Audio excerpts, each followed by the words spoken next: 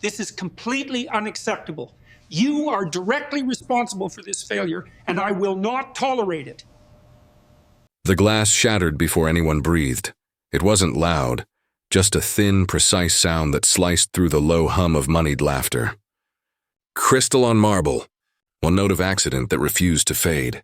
For a second, even the chandeliers seemed to hold still. Amara Cole stared at the fragments by her shoes.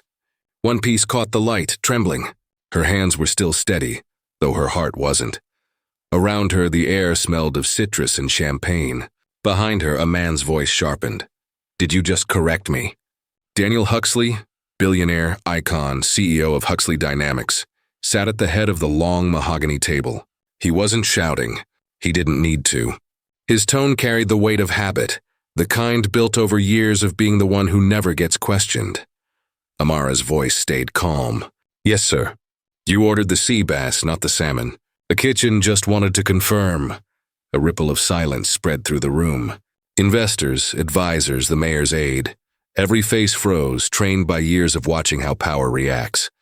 Daniel leaned back, slow and deliberate, his cufflinks catching the light like small, cold stars. "You think I don't remember what I ordered?" She opened her mouth, then closed it. The words would sound like defiance, even if they were only truth. She took a breath instead. "No, sir. I just wanted to make sure." His smile was practiced, the kind used for cameras and contracts. "You just wanted to make sure." He repeated her words as if tasting them for insult. Then, still smiling, he said it. "You're done here." A few gasps, a few forced chuckles. No one moved. In that single phrase, "you're done here," every thread of polite civility unraveled. The restaurant's music faltered. The manager looked away. Amara blinked once as if to confirm she had heard him right. "Sir, I said you're fired." His voice was quiet now, almost kind. That made it worse. The tray tilted in her hands. A single glass rolled, slow and helpless, before tipping off the edge. It hit the floor, scattering into light. No one stooped to help. Not yet. Daniel reached for his wine. Service these days, he said to no one and everyone. The table laughed, soft, nervous, obedient. Amara bent to pick up the shards. Her reflection broke into pieces in each curve of glass. The marble was cold against her fingers. She could feel eyes on her, measuring her silence. When she straightened, her voice was even. "Thank you for the opportunity." That startled him. She wasn't begging. She wasn't pleading for her job back. She was ending something, cleanly, without fear. Daniel's smirk deepened. To him, this was control restored, a small act of discipline in a world he believed he owned. He looked away, already bored.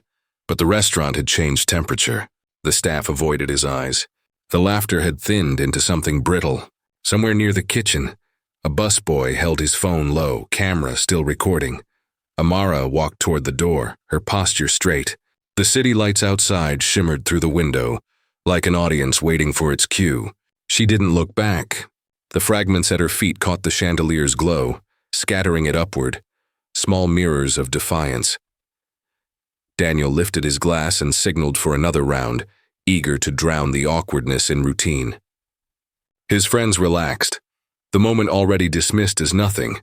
But stories have their own cameras, and they keep rolling after men like him stop paying attention. Outside, on the sidewalk, Amara breathed in the cold air. Behind her, the restaurant's golden doors closed with a soft click, the sound of judgment sealing itself in. Inside, Daniel Huxley laughed again, unaware that the sound of breaking glass would soon echo louder than all his wealth. The CEO smirked as Amara walked away, but the camera of fate had already turned toward him. Power has a sound, the hum of air conditioning on the 85th floor, the click of polished shoes on glass floors, the muted applause that never quite reaches the heart. Daniel Huxley stood before the skyline he believed he'd earned. Manhattan glittered beneath him, its lights like data points on a screen he could control. He liked that view. It reminded him that everything below, the streets, the people, the noise, was manageable from this height. He had built Huxley Dynamics from a dorm room, or so the story went. Made good press. A kid with a second-hand laptop becomes a fintech pioneer, revolutionizing global credit analytics. The truth was less cinematic. He'd had help, capital, connections, but myths were more profitable than facts. Daniel understood that early. His empire now ran on speed and confidence. Numbers moved faster than ethics. He called it innovation. His team called it whatever keeps us rich, and he didn't ask further questions. The company's glass logo gleamed behind him, a perfect reflection of himself, transparent on the surface, impenetrable underneath. At 41, Daniel was the kind of man magazines called magnetic. His charm was deliberate, timed like a press release. He remembered birthdays when it mattered, names when it helped. He donated to causes that photographed well. He spoke about inclusion on panels but never paused long enough to listen. He lived inside applause. Silence unnerved him. The restaurant incident, what his assistant called the misunderstanding, was already shrinking in his mind. She overreacted, he said, flipping through quarterly numbers. People are too sensitive these days. His communications director, a young woman trained in damage control, nodded without meeting his eyes. It won't go anywhere, sir. Someone probably deleted the video. Daniel smiled, half listening. In his world, trouble dissolved under the weight of success. When you owned enough, even mistakes were marketable. Still, the image of the waitress lingered, faint as a watermark, her calm face, the broken glass. For a moment he'd felt something, a flicker of doubt, a question he didn't want. He pushed it away the way he always did, by working harder. He turned to his office window again. Below, the city pulsed with movement. Couriers, taxis, late-shift workers carrying the weight of other people's decisions. He watched them the way a god might watch insects, curious but detached. To him, power meant distance. From need, from consequence, from apology. His phone buzzed with an alert from his PR chief. Trending risk, minimal. Daniel exhaled, reassured. The story would die quietly like so many others. The public would forget. They always did. He straightened his tie and smiled at his reflection, still perfect, still untouchable. Good, he said. Let's move on. Outside, the city lights blurred into one seamless glow, each window holding a life he would never have to see. And high above them all, Daniel Huxley believed he was safe, unaware that the sound of breaking glass had only just begun to echo. His PR team assured him the restaurant incident won't go viral. He believed them. It began with 10 blurry seconds, no music. No subtitles. Just the hum of a crowded restaurant and the sharp crack of a glass hitting marble. The clip was shaky, shot from waist level, but the sound of Daniel Huxley's voice cut through. You're done here. Then silence, except for the glass breaking. The busboy who filmed it hadn't meant to start a movement. He was 17, working nights for tips, his phone camera hidden behind a tray. He uploaded it after his shift, half out of disbelief, half out of anger. He didn't even tag Daniel's name. But the internet has its own instincts. By sunrise, the video had found its way to 1,000 screens. First in group chats, then on social media feeds, then on news segments with titles like CEO's Dinner Disaster. The image quality didn't matter. What people heard mattered. The tone, the dismissal, the coldness. The public dissected every second. Some slowed the clip to watch Amara's face, her calmness against his control. Others argued over context. Was she rude? Was he provoked? Was everyone too sensitive? The arguments grew louder, but the picture never changed. A man with power crushing someone without it. Inside Huxley Dynamics, phones lit up like warning lights. PR officers rushed into early meetings. Phrases like containment strategy and reputation pivot filled the air. Every message to the press was edited 12 times before release. Daniel didn't flinch. He sat at the head of the boardroom table, scrolling through headlines, eyes flat and bored. It's nothing, he said. It'll pass. He told his staff it was just noise. He told investors it was an overreaction. He told himself it was jealousy. Yet beneath that calm surface, something had shifted. The confidence in his voice carried a crack now, small but real. He'd spent his life mastering control, of numbers, of markets, of people. But here was something he couldn't buy, delete, or dominate. A woman's quiet dignity was rewriting his legend. The company's lawyers called the clip defamatory. The PR director suggested a public apology, a donation, a gesture. Daniel refused. Apologies make you guilty, he said. I did nothing wrong. Still the views climbed, 10,000, then 1 million, then 5. The comments filled with stories. Other waitresses, other bosses, other small humiliations in places where power never apologized. By nightfall, the restaurant's address was trending. Reporters called. Share prices dipped. For the first time, Daniel's empire felt heat he couldn't quantify. The next morning, his assistant entered with a thin envelope. No return address. The seal was embossed with an unfamiliar law firm. Daniel tore it open, expecting threats or settlements. Instead, one clean line stared back at him. Notice of property ownership, 310 West 57th Street, the restaurant's address. He frowned, confused. A note was clipped to the bottom, signed in neat handwriting. We'll be in touch. A. Cole. Daniel's hand tightened on the paper.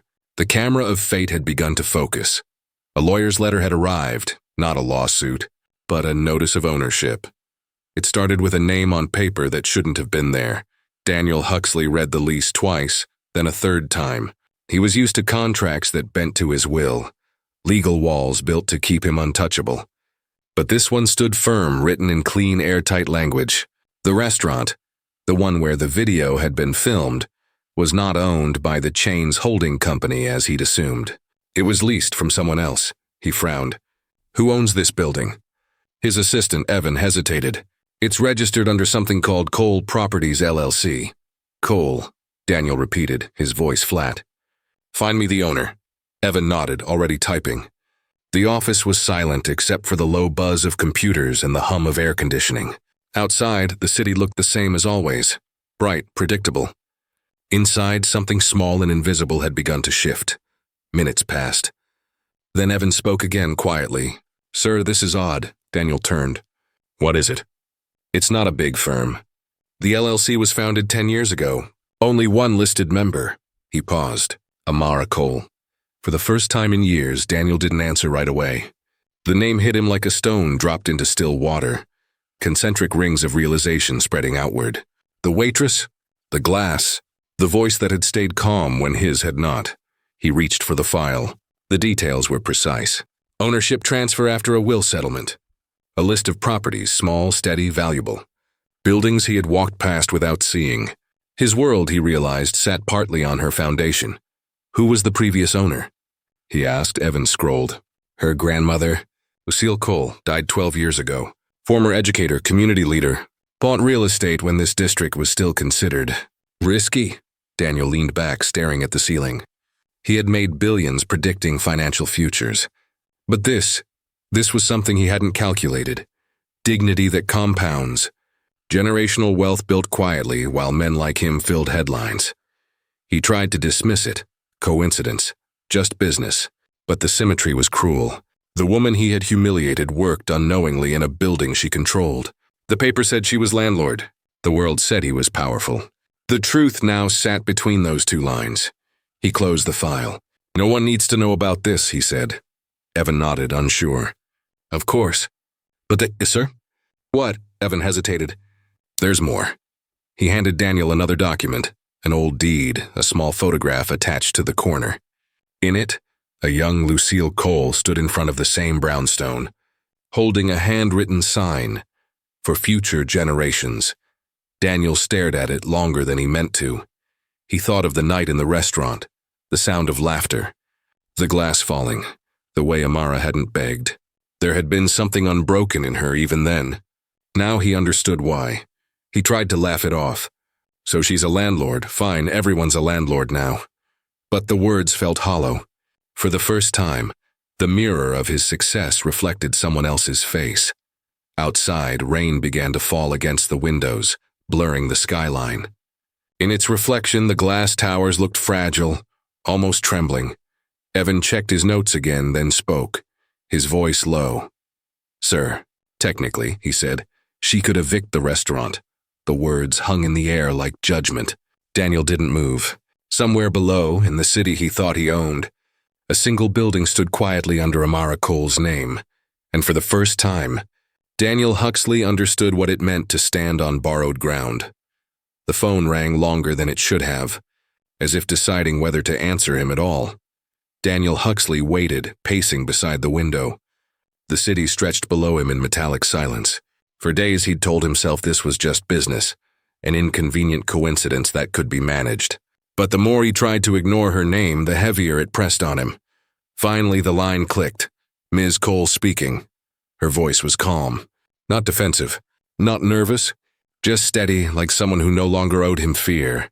Ms. Cole, he said, his tone clipped, rehearsed. This is Daniel Huxley. I believe we need to discuss your... In communication, there was a pause. He could hear faint background noise, silverware, soft jazz, the rhythm of work. Then she said, I expected you'd call. He swallowed irritation. Look, this isn't personal. I just want to resolve the matter quickly. I'm sure there's a professional way to make it disappear. She asked. The words landed sharper than he expected. I'm offering a reasonable discussion, he said. Name a place and time. She didn't hesitate. Here, same restaurant. He frowned. You mean the one where... Yes, she said simply. During business hours. He almost laughed, but the sound caught in his throat. That's unconventional. So was firing someone in front of investors, she replied. Her voice didn't rise. It didn't need to. If we're going to talk about power, we should talk where power happened. He walked to his desk, gripping the edge. You're making this personal. No, Mr. Huxley, she said, almost gently. You already did that. Silence stretched between them. The air felt thick, like the pause before a verdict. He tried again, lowering his tone. Look, Ms. Cole, this media storm helps neither of us. I respect that you've done well, but dragging this out, it's unnecessary. I can make it worth your time to forget. She finished. He closed his eyes. To move on, I already have, she said. You're the one still calling. Her words struck with precision. She wasn't taunting him. She was diagnosing him. He searched for footing. What do you want? Truth, she said. In the same place you tried to take it from me. He felt heat rising. Not anger, but discomfort. The unfamiliar sense of being measured. For years he'd decided who deserved dignity. Now someone was deciding for him. She continued, quiet but unshakable. I'll meet you tomorrow at noon. No cameras, no lawyers, no distractions. He tried to sound in control. Fine, but I expect this to end professionally. It will, she said. A pause. Then softer, almost reflective. You taught me something about power that night. Daniel waited. Now, she said, I'd like to return the lesson. The line clicked. He stood alone. The city lights flickering across the glass wall behind him. For the first time in his life, Daniel Huxley realized a meeting could be more dangerous than a scandal. Tomorrow he would walk back into the restaurant he thought he ruled, and the teacher would be waiting. The restaurant looked smaller now. Daniel Huxley paused at the entrance, noticing how the same gold-trimmed doors no longer gleamed for him. They reflected his face in fragments, distorted by the glare of daylight. He straightened his tie, though no one was watching, and stepped inside. The place was half empty. Midday light washed across the marble floors, soft but unforgiving. The usual hum of business lunches was gone. A single violin played from the overhead speakers, low and uncertain. As if the music itself was nervous, she was already there. Amara Cole sat at the far end of the room, the very table where he had once dismissed her. Now she occupied his old seat. The symbolism was too exact to ignore. A small folder rested in front of her, beside a single glass of water. He walked toward her, his footsteps echoing louder than he intended. Ms. Cole, he said. You wanted this meeting. I came. She looked up, composed. Thank you for coming, Mr. Huxley. He waited for accusation, for anger. None came. Only that calm, centered tone, the same voice that had unnerved him on the phone. Nice choice of venue, he said, trying for control. Her eyes moved to the chandelier. It's quiet now. Most people prefer not to be seen here lately. He exhaled through his nose. Bad press does that. Bad behavior does that, she corrected softly. The words landed without volume but with weight. He tried to smirk it off, but her stillness made it impossible. I didn't come here for a lecture, he said. Then why did you? She asked. He blinked. Because you asked. She leaned slightly forward. No, Mr. Huxley. You came because you can't stand not being in control of a story. You built your career on that. But this, she gestured around them, this isn't your story anymore. He opened his mouth, then stopped. There was nothing to refute. For a moment, neither spoke. The waiter passed silently, eyes down. The sound of water being poured filled the space between them. Amara continued, measured and deliberate. Do you know what people said to me after that night? Some told me to sue. Others said to forgive you for the sake of peace. But peace doesn't come from silence. Daniel looked at her, his jaw tight. You own this building, he said. You could have ruined me. I don't believe in ruin, she said. Only in lessons. She opened the folder. Inside were photos, old deeds, renovation receipts, a faded image of her grandmother standing in front of the building decades ago. She taught in the public schools, Amara said quietly. She bought this property so her students could one day walk through doors she was never allowed to. Respect, she said, is not about money. It's about what survives you. Daniel's eyes drifted to the photograph. The woman's smile was small but certain, the same quiet confidence Amara carried now. He rubbed his temple. What do you want from me? Nothing, she said, except that you see it. Really see it. The difference between power that's owned and power that's borrowed. Her gaze held his. You fired me to remind me of my place. But the truth is, Mr. Huxley, you were standing in mine. The sentence cut through the air like a clean blade. No threat, no triumph, just truth. Daniel pushed back his chair slowly. The sound of it scraping the floor seemed louder than the glass that had shattered weeks ago.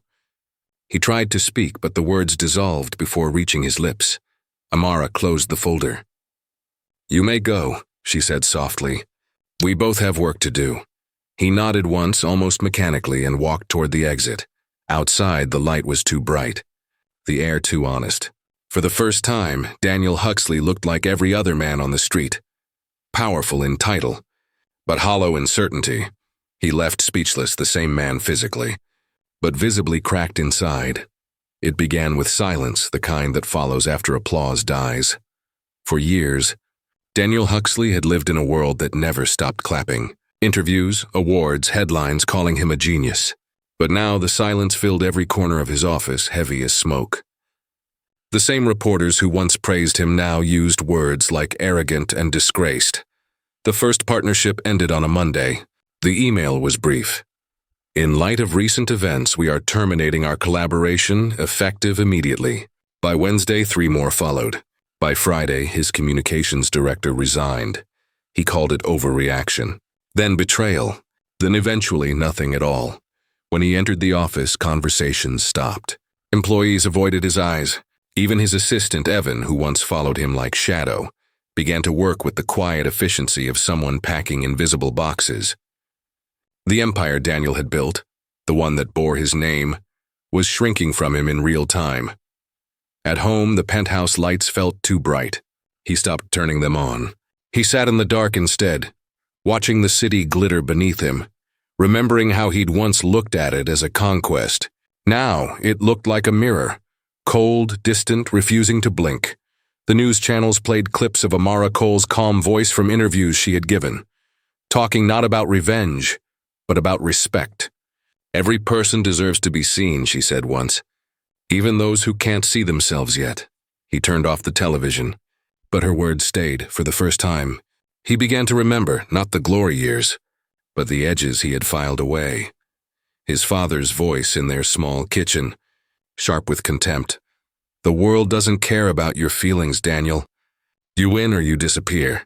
The thin winter coats, the eviction notices, the look of pity he swore he'd never see again. He had built an empire not from vision, but from fear. Fear of being beneath, fear of being forgotten. And now that fear had circled back, wearing his own reflection. One night he lashed out, threw a crystal award against the wall. It didn't shatter, it only cracked a long thin line through the center. He stared at it for minutes, realizing how much it looked like his life. Polished, fractured, still standing. The next morning no one called. No emails, no meetings. The world was moving on, and Daniel was learning the truth about power. It never belonged to anyone forever. He opened his laptop out of habit. The cursor blinked on an empty screen. For once there was no speech to approve, no statement to defend, only the weight of quiet. His fingers hovered over the keys. He thought of the first words he'd ever written as a young man, the letter he'd sent to a scholarship committee, begging for a chance. He had written about potential, about change. about wanting to make something that mattered. He hadn't written like that in years. Slowly, he began to type again. Not an announcement, not a press release, just words. Halting, honest. I thought success meant being above others. I was wrong. I understand now that power isn't protection. It's responsibility. He paused, reading the sentence twice. It wasn't enough. But it was something. For the first time in months, Daniel didn't feel like a headline. He felt human, flawed, exposed. Beginning. Outside, dawn broke across the skyline, light cutting through glass and shadow alike. He kept writing, not for anyone else, not to rebuild his image, but to learn what it meant to stand without the armor. He began to draft an apology, not for PR, but to understand himself. The message he sent her was short. I'd like to make an offer. Daniel Huxley waited for a reply that didn't come. The cursor blinked in the chat window like a quiet reminder of what he'd lost. The power to command attention. Days passed before her response appeared, 5 words long. We can talk. My terms. They met in a neutral space. An empty conference room in one of her buildings, the walls bare except for a single window looking out over the city. The skyline stretched in every direction, sharp and brilliant. For once, Daniel didn't feel taller than it. He arrived with papers and numbers, the only language he'd ever trusted. I'll buy your steak, he said, sliding a folder across the table. Fair price. Above market, Amara didn't look at it. She folded her hands instead, calm as always. Why? He hesitated. It's practical, clean, you get paid. I get closure. She studied him for a moment, then said, You still think everything can be owned, don't you? Her voice wasn't cruel. It was almost sad. Daniel tried to smile. It's business, Miss Cole. No, she said. It's about what kind of business you believe in. He leaned back, frustration slipping into his tone. You want something else? A partnership? A percentage? Say it. Her gaze stayed steady. I want a program, he blinked. A program? A community initiative, she said. Training and employment for people who never get a fair start. Especially those your company's algorithms overlook. Daniel frowned. That's not how this industry works. That's exactly the problem, she replied. You built systems that decide who's worthy, who's a risk, who belongs in the room. And you call it data, but really it's judgment wearing a nice suit. He looked down at his hands. The cuff of his shirt trembled slightly. You're asking me to undo everything I've built. I'm asking you to rebuild it, she said. Her calmness disarmed him. There was no vengeance in her tone, only truth. He had expected confrontation, not correction. He had come to buy silence but found himself offered vision. She slid the folder back toward him. Use that money for something that outlives you, she said. Something that lifts others instead of measuring them. Daniel's throat felt tight. And if I refuse? Amara stood gathering her coat. Then you'll keep your money and lose your meaning. She walked to the door, then paused, her hand on the frame. You can't buy your way out, she said softly. But you can build your way back in. Then she left, the door closing without a sound. Daniel stayed seated, staring at the folder, his offer, now useless. Outside, the city pulsed with unseen laborers, the kind of people he had once dismissed as background noise. He imagined their faces, their stories, their waiting. For the first time, Daniel realized that redemption wasn't a transaction. It was construction, slow, deliberate, earned, and this time, he would have to build without walls. The rain stopped 5 minutes before the ribbon cutting. Gray clouds still hovered, but light pushed through them, pale and steady, the kind that makes everything look newly washed. Daniel Huxley stood outside the renovated community center, reading the words etched above the glass doors. The Cole Fellowship for Equity and Innovation. He didn't deserve his name on the building, so it wasn't there. That was the point. Inside, cameras flashed, reporters whispered. The crowd wasn't large. Students, neighbors, a few city officials. But it felt heavier than any boardroom he had ever entered. This wasn't a launch. It was a reckoning made public. Months had passed since the incident. Enough time for headlines to fade, for gossip to turn into memory. But not enough for him to forget. Every step toward this moment had been deliberate, slow, humbling, uncomfortable. The program, funded by his former company and managed by Amara's team, offered training for underrepresented entrepreneurs. A small thing, but real. He took the stage when introduced, hands clasped loosely, the same posture he once used to command. Now it felt like surrender. "Thank you for being here," he began. "I used to think success was measured in profit and visibility. But I learned that the truest measure is whether you lift anyone but yourself." The room was quiet. He didn't look at Amara, but he felt her presence, near the back, standing with folded arms, listening. "I don't expect forgiveness," he continued. "What I hope for is usefulness. This fellowship isn't charity. It's an investment, in fairness, in access, in rebuilding trust." A few cameras clicked. A young woman near the front nodded. For the first time in years, Daniel felt something more lasting than applause. After the speech, he stepped off the stage and joined the guests as they toured the classrooms and labs. Children tested tablets on worn wooden tables. In the corner, an old mural was being restored. Lucille Cole's face among painted hands reaching upward. He stopped in front of it, studying the brushstrokes. A maintenance worker nearby struggled with a rag and a spill of paint water. Daniel took the rag from him without thinking. "Let me," he said. He knelt, wiping the table clean in slow circles. The gesture drew quiet looks, some surprised, some approving. No one said anything. He didn't need them to. The act wasn't performance. It was practice. Amara watched from across the room. For the first time, her expression softened, not into praise, but recognition. She gave a small nod, almost imperceptible, and turned away to greet a student. Daniel straightened, setting the cloth aside. His reflection appeared in the wet surface of the table, blurred, imperfect human. Outside, the clouds finally broke, light pouring through the windows like a quiet verdict. He looked at the children laughing near the computers, then at the mural again, those painted hands still reaching. Steady, unstoppable. For the first time, Daniel Huxley understood that rebuilding didn't mean restoring what was lost. It meant becoming something that could hold light without breaking. The camera lingered on Daniel cleaning a table, a symbolic reversal. The sound came again, the faint clink of a glass slipping from someone's hand. For a heartbeat, everyone in the restaurant froze. Then a waiter reached out, steady and sure, and caught it before it hit the floor. The room exhaled as one. The glass didn't break. It was the grand reopening. The same building, the same chandeliers. But the air was different, lighter, alive. The sign outside no longer read Maison d'Or. It now said Glasslight. Inside, laughter mingled with jazz music. The walls displayed photos of local families, small business owners, and staff members in training. Every table was filled, not with investors or politicians, but with teachers, students, and neighbors. At the center table, Daniel Huxley sat beside Amara Cole. No press, no speeches.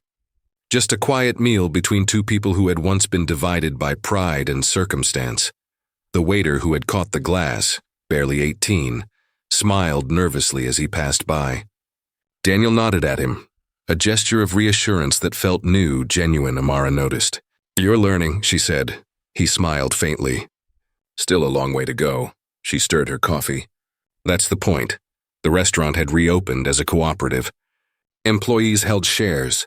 Training programs ran in the evenings, funded by the Cole Fellowship. Every detail, from the menu to the murals, was built around the same principle: shared ownership, shared dignity. Daniel watched the light scatter across the polished surfaces. It reminded him of that first night, the glass that fell, the silence that followed, the arrogance that had seemed natural then. Now the light itself felt like forgiveness, refracted into color instead of blame. He leaned back, listening to the sounds around him. Real voices, not rehearsed applause. Work, not performance. Amara's grandmother's portrait hung near the entrance. Beneath it, a brass plaque read, "For future generations." Daniel found himself staring at it longer than he meant to. He remembered the cracked trophy he had once thrown against his wall, the symbol of what he thought was strength. The crack had run right through his name. That memory no longer stung. It instructed. A group of students entered the restaurant, their energy filling the space. One of them, a young girl in a navy uniform, looked up at Amara with admiration. Amara smiled and waved her over. "Mr. Huxley," she said, "this is the first fellow of the program."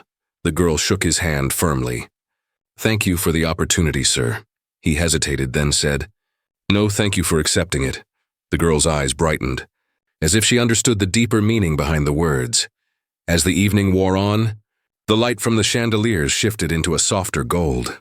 The restaurant buzzed with movement, servers refilling glasses, guests leaning close in conversation, laughter echoing against the marble floors. Near closing time, Amara stood and looked around. "It's not perfect," she said quietly. Daniel nodded. "Neither are we." They shared a small, knowing smile. Then she added, "But it's working." He followed her gaze to the staff, moving with care, with purpose, with pride. The young waiter from before tripped slightly while clearing a table. Another glass began to fall. This time Daniel's hand shot out first. The glass landed in his palm, trembling but unbroken. The room noticed, and for a second the moment hung suspended, past and present balanced in one clear curve of glass. He set it gently back on the table.